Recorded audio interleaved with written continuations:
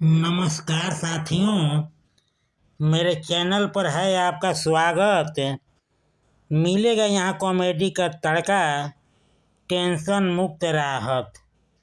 कृपया बारीकी से ध्यान दीजिए। आज का कंटेंट चुगली पर आधारित है।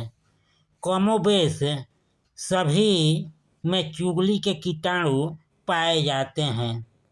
यह आज से नहीं, अनादिकाल से चला आ रहा है। नारद बाबा भी अपने जमाने के मशहूर चुगलखोरों में जाने जाते थे। हालांकि आज के राजनीति में इसका धड़ल्ले से प्रयोग हो रहा है। चुगली दो धारी तलवार की तरह होती है। एक को बिगाड़ देती है तो दूसरे को आबाद कर देती है या बना देती है। और सारे इसके करतूत हैं जो इस वीडियो में प्रस्तुत है। यदि अच्छा लगे तो चैनल को सब्सक्राइब कीजिए। एक सवाल, मैं प्रतिदिन शाम 7 बजे यूट्यूब पर अपना वीडियो अपलोड करते हैं। आप लोग उस समय मेरे चैनल पर आ जाते हैं, इसके लिए तहे दिल से आभार। कंटेंट जो देखेंगे सुनेंगे उसका टाइटल है कला है चुगली करना भी। चुगली का रोग आज से नहीं बल्कि अनादि काल से है। नारद बाबा अपने जमाने के महान चुगलखोरों में गिने जाते थे। चुगली करना उनका अपना निजी शौक था। बगैर चुगली किए उनका मन स्थिर नहीं रहता था, इसलिए अपने लोक में एक दूसरे की चुगली कर हमेशा लड़ाने का प्रयास करते थे। उनका ऐसा करने में बड़ा मज़ा आता था। पकड़े जाने पर भी उनको कुछ करता नहीं था, क्योंकि उनके पीछे लंबा बांस था। वे ब्रह्मा जी के पुत्र जो थे। अन्य सारे कलाओं की तरह चुगली भी एक कला है। इस कला में उसी को निपुण माना जाता है जिसके जुबान पर सरस्वती का वास हो, वाक्पटुता तथा सम्मोहन शक्ति आगाध हो। क्योंकि चुगली का डोज जिसको दिया जाता है उसके अंदर सही रूप से प्रवाहित हो रही है कि नहीं, भली भांति जांचना परखना पड़ता है। हमारे पड़ोस के बिमला दादी को कौन नहीं जानता है। बिमला दादी चुगली का डोज देने में इतना निपुण व परंपरागत है कि जब मुहल्ले में निकलती है तो अपने घर की कुंठित बहुएं अपने घरों से निकलकर दादी को धर पकड़ कर ले जाती है, चाय पान कराती है। कोई कोई बहू तो अपना सिक्का जमाने हेतु दादी को आपाद मस्तक मसाज भी कर देती है, भले ही बाद में पता चलने पर जली कटी सुनाए। इससे बिमला दादी को कोई फर्क पड़ने वाला नहीं, वह इसकी आदी हो चुकी है। ऐसी बात नहीं कि बिमला दादी इस रोग से पीड़ित है। दादी के सास भी इस कला में महारत हासिल किए हुई थी, इसलिए ये कला विरासत में मिला है। पर इस कला को पराकाष्ठा पर पहुंचाने में जो भूमिका बिमला दादी के इकलौती बहू अमरलता भाभी ने निभाई, शायद ही कोई उनके परिवार में अब तक निभाया हो।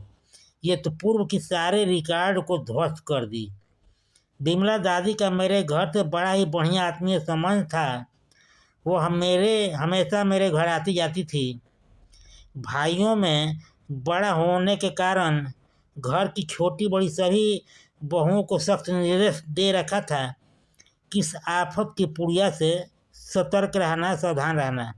पर कब तक उसकी चिकनी चुपड़ी बातों के सम्मोहन में के आँच में आकर मेरे सारे शस्त्र नेस्तनाबूद हो गए। कमबख्त क्या बाण चलाती है, बाण है या ब्रह्मास्त्र। घर टूटने के कगार पर आ गया। अमरलता जो भाभी भी लगती है, घर की 2 बहुओं को अपने झांसे में लेकर ऐसे ली कि घर का नाश ही नहीं सत्यानाश हो गया। सास 20 तो बहू 40। मैं उनके घर के चुगली प्रेम से इस कदर प्रभावित हूँ कि मैं भगवान से हमेशा प्रार्थना करता हूँ कि हे भगवान, इस परंपरा को जीवित रखना। अमरलता भाभी को बहू भी चुगलखोर ही देखना ये कड़ी टूटने न पाए। अमरलता 40 तो बहू 60 ही भेजना। खैर चुगली का सिलसिला बदस्तूर जारी है। पाठकगण, आप यकीन नहीं कीजिएगा, कहिएगा कि ये कैसा व्यंग्यकार है, क्या क्या लिखता है। मुझको गाली दीजिएगा, लानत भेजिएगा, परंतु मैं 100% सत्य कर रहा हूँ कि एक बार मेरे द्वारा सुझाए गए पते पर तशरीफ ले जाकर देखिए। जरूर वहाँ पर अभी भी किसी नेक परिवार की बखिया उधेड़ना चल रहा होगा। सास घूमकर खबर लाएगी और बहू से अपने कसौटी पर तौलेगी, नमक मिर्च लगाकर उसे स्वादिष्ट बनाएगी और उसके बाद सास बहू को अपना सुझाव परोस कर आएगी। कमबख्त सास बहू और दिनों की अपेक्षा 2 कौर अधिक खाएगी। चुगली दबी जुबान से किया जाता है। जिसके बारे में चुगली किया जाता है, सुनने वाले को चेता दिया जाता है कि ये बात उससे मत पूछना, नहीं तो मामला खटाई में पड़ सकता है। आप तो अपने हैं, इसलिए सतर्क कर देना अपना फर्ज समझती थी। यही बात कुछ उलटकर प्रतिद्वंदी से कहा जाता है कि अमुक परिवार का आपके प्रति कुछ अच्छा रवैया नहीं है। आज के संदर्भ में यह कला पराकाष्ठा पर पहुंच गया है, खूब लोकप्रिय हो गया है। नेताओं ने इसे जमकर गले लगाया है, तभी तो इन्हें आधुनिक चुगलखोर माना जाता है। दूसरे शब्दों में इन्हें प्रत्यक्ष निर्भीक चुगलखोर कहा जाता है। तभी तो मंच से डंके के चोट पर प्रहार करते हैं अपने विरोधियों पर। इस चुगली के बदौलत सरकार बनाकर समयावधि तो खींच भी ले जाते हैं। सच कहा जाए तो राजनीति और चुगली 2 शरीर एक जान है, 2 तलवार एक म्यान है। यही एक ऐसी कला है जिसके लिए अब तक किसी तरह का स्कूल या इंस्टीट्यूट नहीं खुला है, क्योंकि हमारे देश में यह कला कमोबेश सभी में पाई जाती है। यह कला भारतीय माहौल में इस कदर घुल गई है जैसे अमृत में विष। कंटेंट समाप्त हुआ। एक बेहद जरूरी सुझाव, आप पर किसी प्रकार का नहीं है दबाव, आपका और मेरा बना रहे मधुर व्यवहार। इस कॉलम को कीजिए पूरा, क्योंकि लाइक सब्सक्राइब किए बिना संबंध रह जाता है अधूरा। लाइक सब्सक्राइब करके कीजिए इसको पूरा। एक बार फिर से आप सभी को तहे दिल से नमस्कार। मेरे चैनल को देते रहिए भरपूर प्यार दुलार।